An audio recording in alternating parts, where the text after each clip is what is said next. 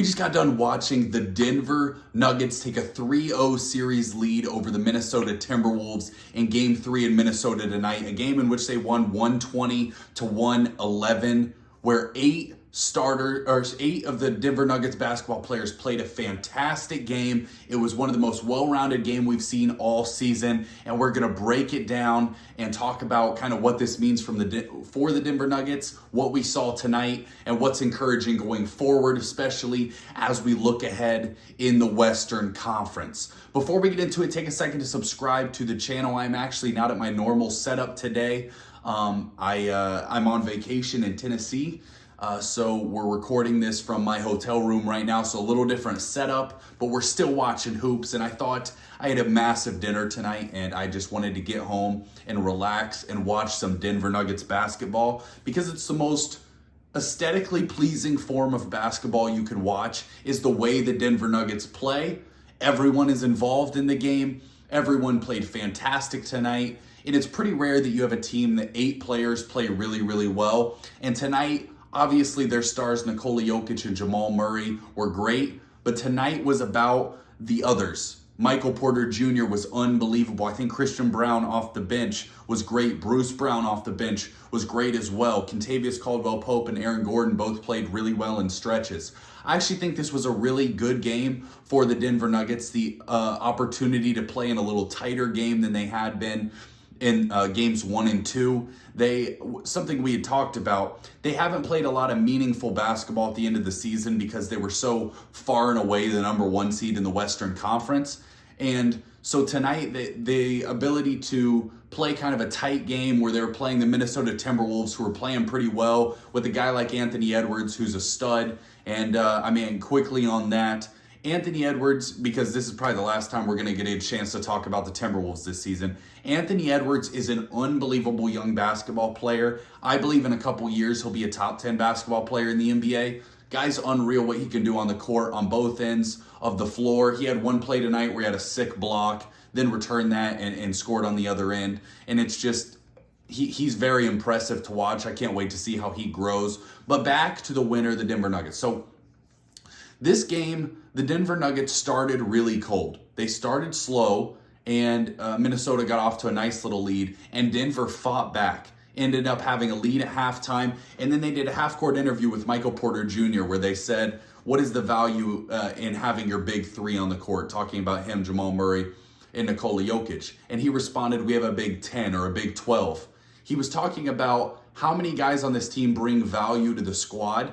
And I think that that's something you can't say about a lot of teams in the Western Conference or a lot of teams in the NBA in general. The fact that the Denver Nuggets went 8 guys tonight that are high-quality basketball players. I mean, Christian Braun hadn't played a ton in this series. Tonight, he was fantastic. He had 9 points, and on the defensive end was unbelievable.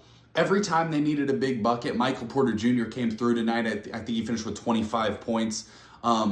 Christian Braun finished with 9. Nikola Jokic had another triple-double, which I think they said was his 7th career triple-double. I have believed in this Denver Nuggets team from before the season started, and all year, over and over again, they show us that they're the best team in the Western Conference, and some people just don't believe what they're seeing. Or they don't really watch the games and they just kind of look at numbers or statistics or just have their pre-formed thoughts of the Denver Nuggets. The Nuggets have played fantastic defensively in this series. Game 1, they held the Timberwolves to 80, I can't remember, I think 80 points on the dot. And then games 2 and 3, I think they played pretty well defensively in both of those games. I think they had 113 in game 2 and 111 tonight. So all in all, they're playing very good on the defensive end of the court, which is the biggest question mark for a lot of people. But what we talked about all year is the fact that the Denver Nuggets can defend well when they need to and when it matters. And I think that that's what translates to the playoffs, is when they need stops, they're able to get those stops. The thing that's so impressive, though, is their ability to trust each other. Nikola Jokic got in some foul trouble tonight. He had 4 fouls. Refs, honestly, were not being overly favorable to the Denver Nuggets in this game, but the Denver Nuggets continued to battle through and had other guys make big plays. In the 4th quarter, Aaron Gordon made multiple big buckets. There was a stretch in the 3rd quarter where Christian Braun kind of made a little run on his own. And when you're going on a playoff run, not every night you're going to be playing your best basketball. And the Nuggets got off to that slow start that I talked about, but they found ways to get contributions from everyone and ended up being a fantastic win. You need those games and you need that experience, and it's great to get it in round one when you're up 3-0 in a series, or they were up 2-0, but now up 3-0. It's great to get that experience of every time the Timberwolves make a run to punch back, because the NBA is such a momentum-driven league where one team will look like it has a big lead, then the other team will come storming back quickly. The really good teams, though, will be able to take those punches where Anthony Edwards makes a couple impressive shots, or Mike Conley makes a couple impressive shots, or Gobert actually had it going a little bit offensively tonight. But as soon as they start to make that run, the Denver Nuggets shut it down. And I think that's what we saw over and over tonight. We saw it multiple times throughout the game, and it didn't come from one player. It came from Michael Porter Jr. and Aaron Gordon and Christian Braun, and obviously Nikola Jokic and Jamal Murray. I love the aggressiveness I'm seeing from Jamal Murray. I didn't react to game 2 because I was a little sick that night. I watched the game, but wasn't able to react. But the aggressiveness we're seeing from Michael Porter Jr. and Jamal Murray is the key to this Denver Nuggets squad. Because both of those guys coming off of injuries, Jamal Murray, obviously the knee injury, and Michael Porter Jr. kind of, been dealing with different injuries throughout his career, but mostly his back. If those guys are both able to stay on the floor through this playoff run, I absolutely believe that the Denver Nuggets are the favorites to win the Western Conference, and I will stand by that. I've said it time and time again. Those two guys have utmost confidence in themselves, and I think that's so important. That it was a quote from Kobe that where he talked about how he doesn't ever want to stop shooting. He just wants to keep being aggressive, keep playing his game, and I think that that's something that we can use in our lives or as a basketball player in any athletics, to trust the process, trust the work you put in, trust your preparation, to not miss a couple shots and then absolutely, throw in the towel and be scared to shoot the rest of the game. If you're struggling, if you're missing a couple shots, keep trusting the work that you put in. Keep trusting that process, that it will pay off. And that's what we see from Michael Porter Jr. and Jamal Murray, is that confidence that they play with. And I love to watch it. I love to see it. And I think that that's why the Denver Nuggets are dangerous, that when they need a big shot, Michael Porter Jr. has the utmost confidence in himself. Jamal Murray, as a 3-level scorer, is unbelievable. You can see some of the explosion he had pre-injury. His ability to hit tough mid-range shots in the half court is really important. His ability to shoot the 3 ball, get to the basket. And then we know what Nikola Jokic represents, especially in the half court. We're talking about the playoffs, and the big topic is the game slows down. And the Denver Nuggets have so many guys that in the half court are effective basketball players, and they're also very good in transition. But in the half court, when you're able to post Nikola Jokic up on the block and he's able to find open shooters, guys who shoot the ball efficiently. Aaron Gordon on a backdoor cut when he's dribbling, backing him down, and that guy's got a little extra attention on Jokic, and Aaron Gordon's able to backdoor cut, and Jokic would throw him a lob because of how athletic and how explosive Aaron Gordon is.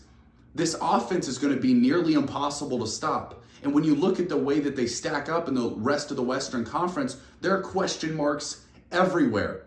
The Sacramento Kings, the Golden State Warriors, looks like it's going to be a really good series. Obviously, the Golden State Warriors have really struggled on the road this year, and they have a bunch of question marks with some of their young guys, Jonathan Kuminga, some of those guys off the bench. You have question marks there. If the Kings end up winning that series, then they've struggled defensively in the post all year. The reason that they're doing an okay job against the Golden State Warriors is because the Sacramento Kings are okay on the perimeter defensively, but they're not really good in the post, and the Warriors have no way to exploit scoring in the paint, in the post.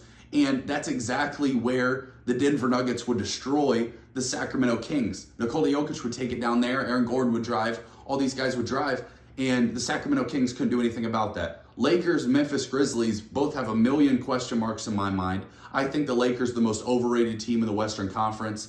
The amount of people picking them to win is mind-boggling to me. If you look at the Memphis Grizzlies, they're without Steven Adams. They're without Brandon Clark. John Morant dealing with a hand injury.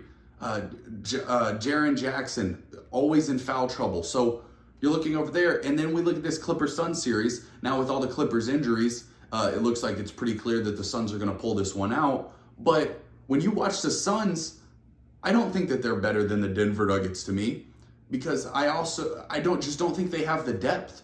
If Kevin Durant and Devin Booker aren't unbelievable, then I don't think that the Phoenix Suns have a chance to win basketball games. So all in all, if you're a Denver Nuggets fan, if you're a Denver Nuggets believer, if you're a Denver Nuggets bettor, you have to be pumped for what you're seeing on the floor from them.